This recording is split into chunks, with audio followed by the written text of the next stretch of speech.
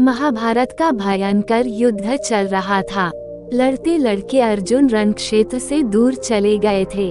अर्जुन की अनुपस्थिति में पांडवों को पराजित करने के लिए द्रोणाचार्य ने चक्रव्यूह की रचना की।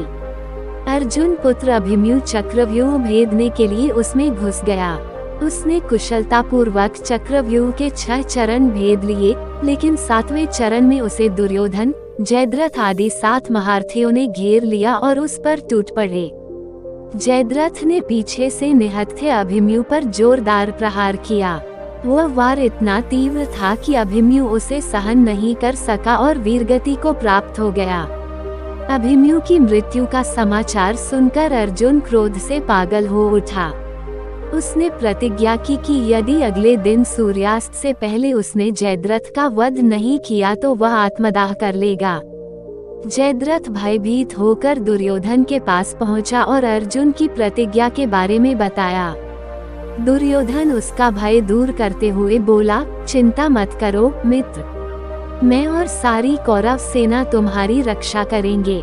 अर्जुन कल तुम तक नहीं पहुंच पाएगा, उसे आत्मदाह करना पड़ेगा। अगले दिन युद्ध शुरू हुआ।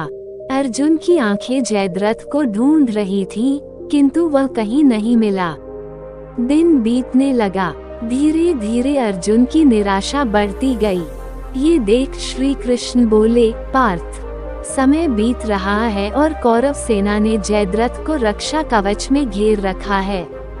अतः तुम शीघ्रता से कौरव सेना का संहार करते हुए अपने लक्ष्य की ओर बढ़ो।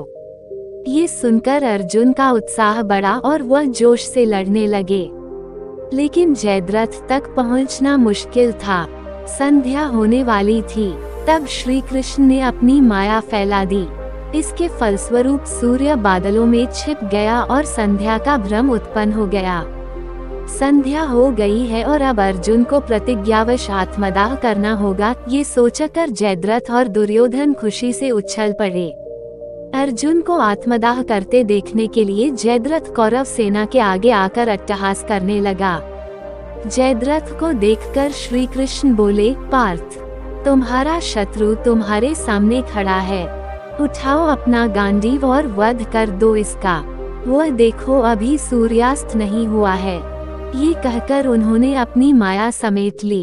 देखते ही देखते सूर्य बादलों से निकल आया। सबकी दृष्टि आसमान की ओर उठ गई। सूर्य अभी भी चमक रहा था।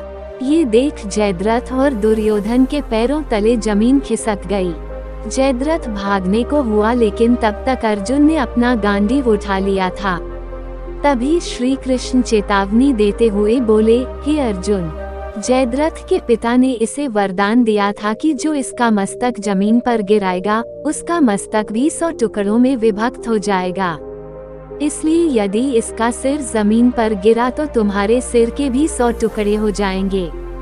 हे पार्थ, उत्तर दिशा में यहाँ से 100 योजन की दूरी पर जयद्रथ का पिता तप कर रहा है। तुम इसका मस्तक ऐसे काटो कि वह इसके पिता की गोद में जाकर गिरे।